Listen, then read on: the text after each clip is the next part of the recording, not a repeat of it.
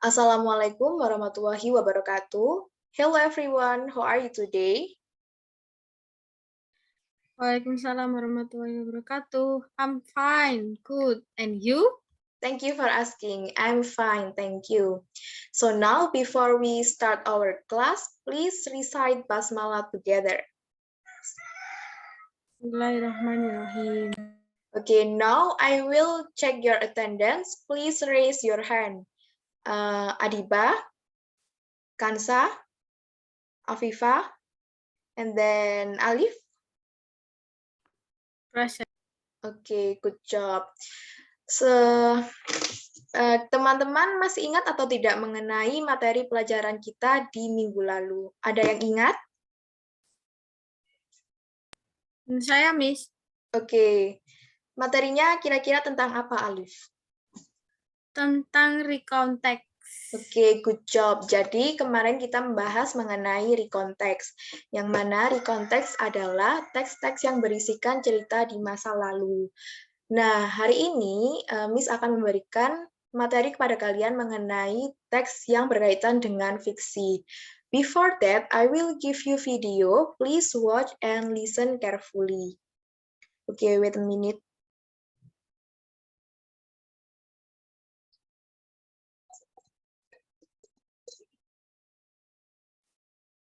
Maaf, Miss. Suaranya tidak terdengar.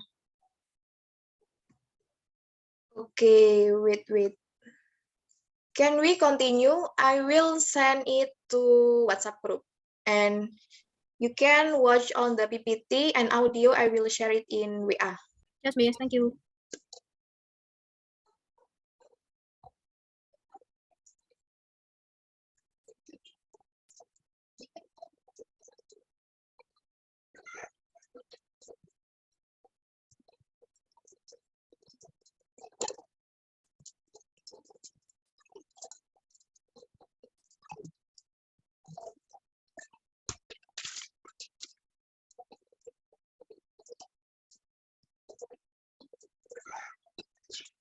Oke, menarik bukan video yang saya berikan?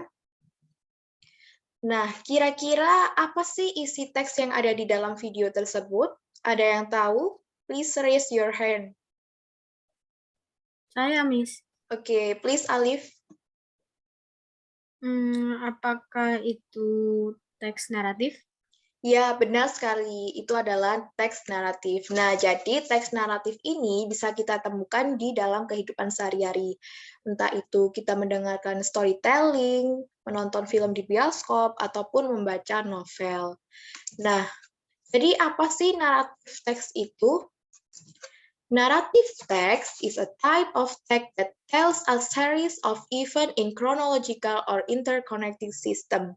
Jadi teks naratif ini merupakan sebuah teks yang menceritakan mengenai kejadian yang berurutan atau secara berkronologi seperti itu. Nah, apa fungsi dari narrative text ini?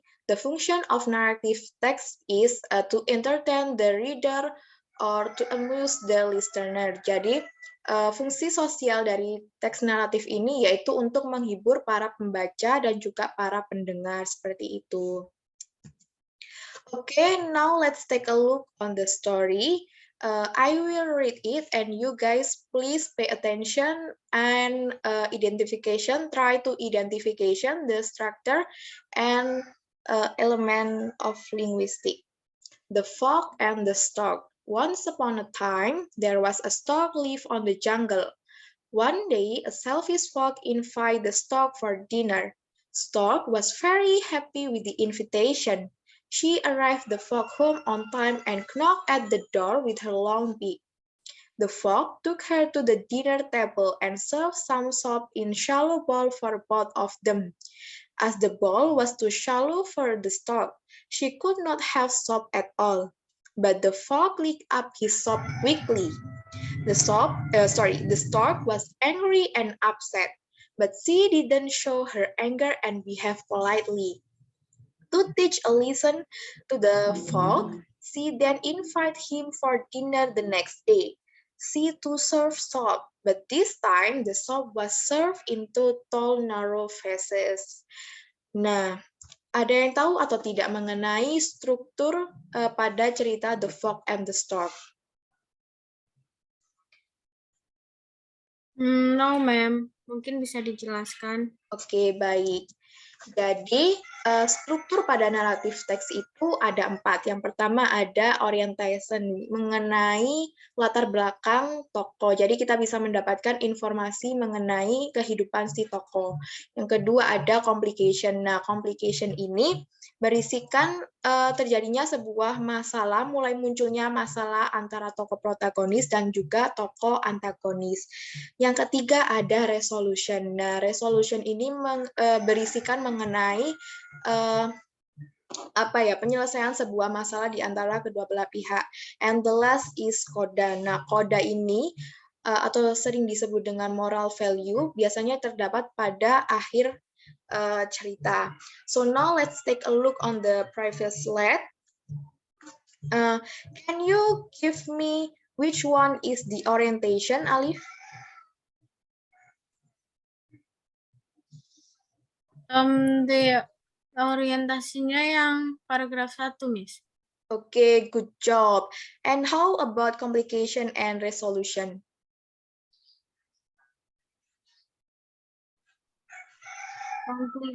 Complication-nya yang paragraf 2, terus resolution-nya paragraf 3.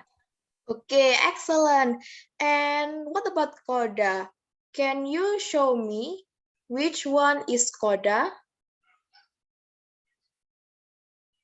I don't know, Miss, karena saya tidak menemukan kode di sini.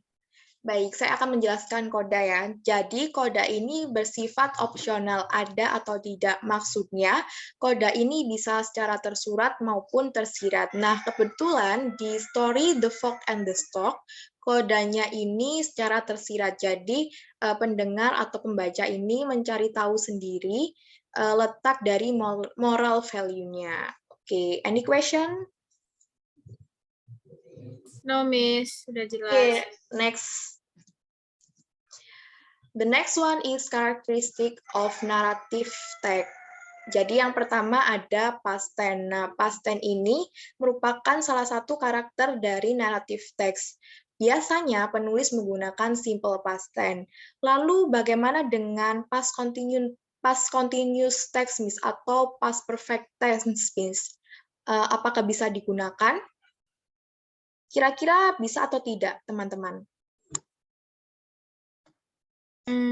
Bisa sepertinya, Miss. Betul sekali. Jadi kita bisa menggunakan macam-macam dari past tense. Yang penting itu mengidentifikasi kalau cerita tersebut terjadi di masa lampau seperti itu. Jadi tidak ada masalah ketika kita menggunakan continuous atau perfect past tense.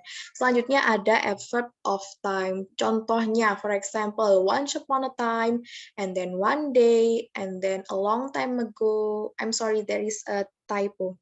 And the last is direct and indirect speech. For example, yang direct speech ya, Mirabel open the door. Jadi ada tanda kutipnya seperti itu.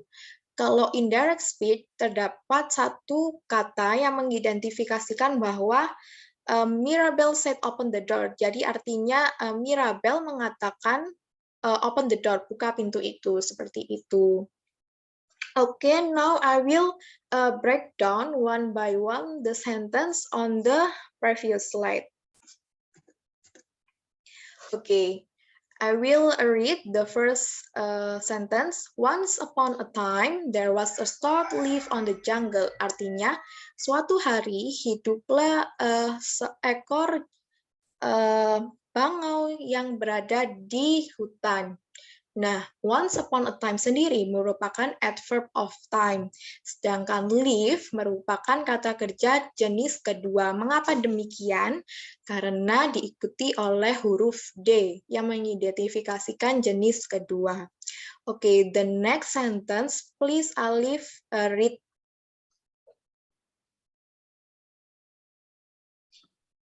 One day, a selfish fox invited the stork for dinner.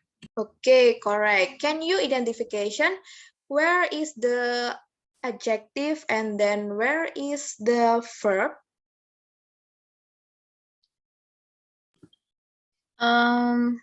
The adjective-nya itu one day.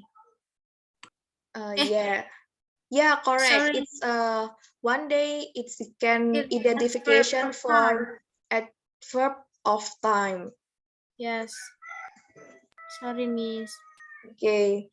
Can you continue, please?